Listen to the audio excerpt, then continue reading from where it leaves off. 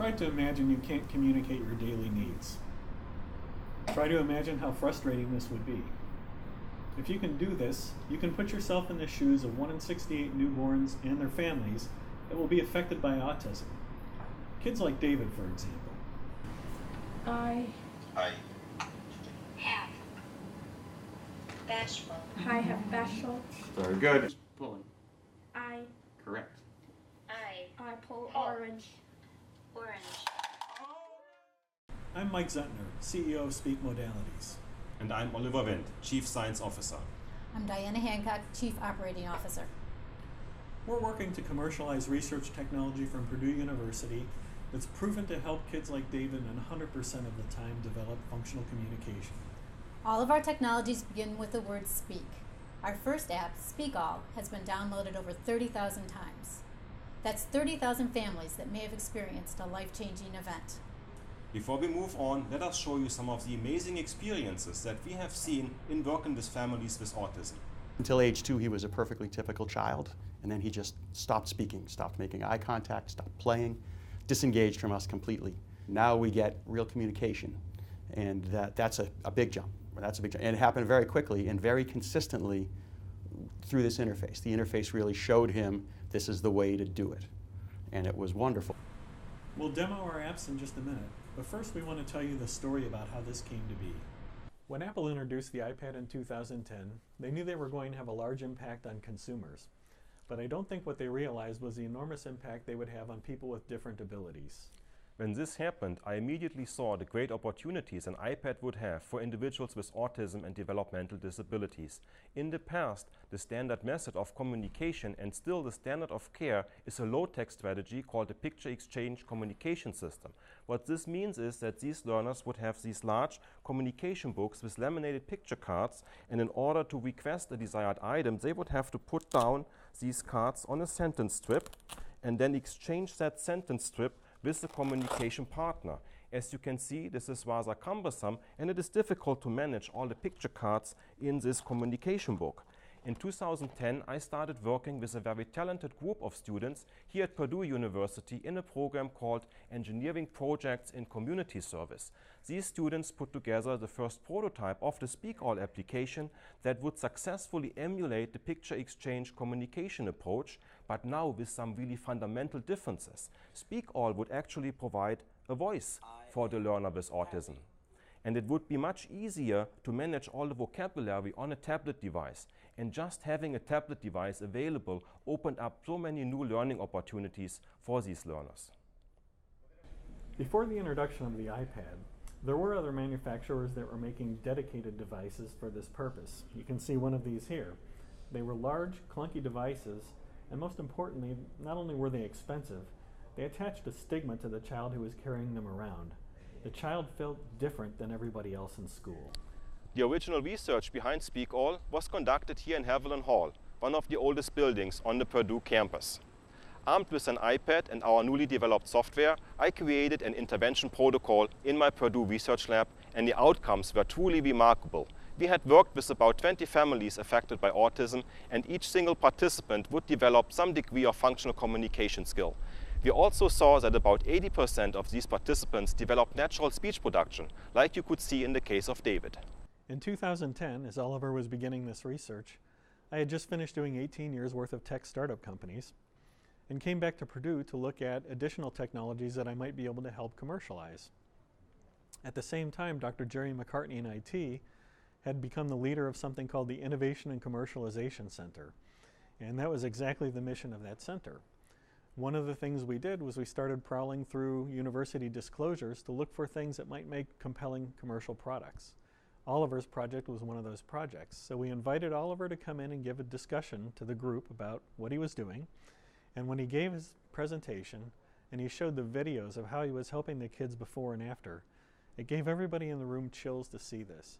And it was at that point that we knew this was one of the projects that we really wanted to and needed to help. I was also working with Dr. McCartney on the Innovation and Commercialization Center and helped him make funds available to create a commercial quality version of the Speak All app, one that required less end-user support.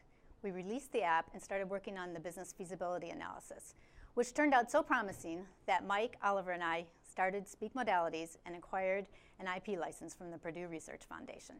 Today we have moved out of the basement in Haviland Hall into the brand new Lyles Porter building, a world-class facility with state-of-the-art research labs, clinical institutions and student resources. And now let me show you how the Speak All app works. The concept is simple. The learner chooses a symbol, places it in the sentence strip, and the device speaks the word. Mom. I want more milk. Hello, Mom. I want more milk.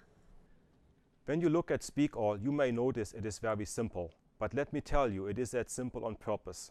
Other applications in this industry have a much more complex interface. They serve a variety of different learners with special needs.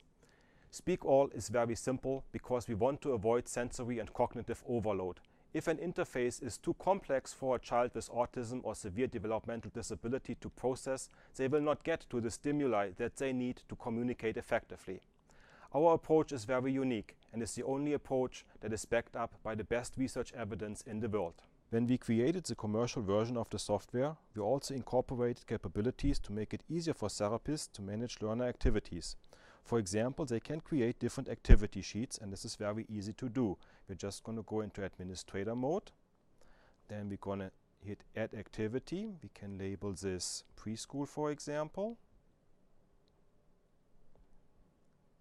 And then I can drag and drop any items that I want for a preschool activity. For example, let's put in the candy, let's put in the ball, and maybe the car.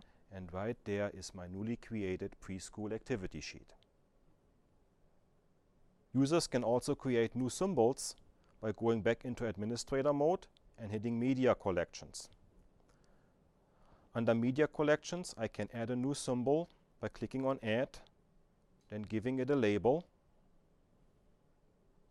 I'm going to enter bug. And then I can take my own photos.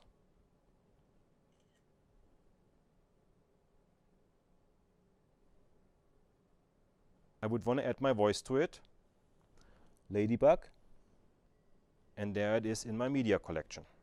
I said earlier we had a suite of apps. The app we focused on so far is called Speak All, and is focused on children at a certain age to teach a certain skill. However, a suite of apps is really targeted at taking kids up a staircase of learning activities, not just to develop functional speech, but ultimately language skills and socialization. Further, we're not just talking about serving one age group, we're talking about serving children at all ages of their learning careers, and we're talking about establishing their social horizons through our apps Speak Together and Speak Cloud, where Speak Together is focused on establishing a community of teachers, therapists, caretakers at home, physicians, all around the child to each share what they know about what that child has learned. And Speak Cloud is intended to open up that community even wider so that people using our software can share their lesson plans and symbols with each other that they found to be very effective with the children. Today, Speak All is in the App Store. Speak Together is under development with funds from the National Institutes of Health, and the Innovation and Commercialization Center has migrated into the Purdue Foundry with greater support from the Purdue University Administration. It creates a support system for startups like ours that's unlike any other in the country. We're seeking $1.5 million to get our company to the next level, and this will be split half between development and sales. On the development side, we'll focus on developing our Speak More and Speak Cloud products. And from the sales perspective, we'll build an internal sales force to directly call on large clinics that serve large numbers of families. But at the end of the day, it's not really about the dollars we make doing this. It's not really about the great technology milestones we pass. It's not even about the huge number of downloads we might have. It's really about having parents say things like this about what we do.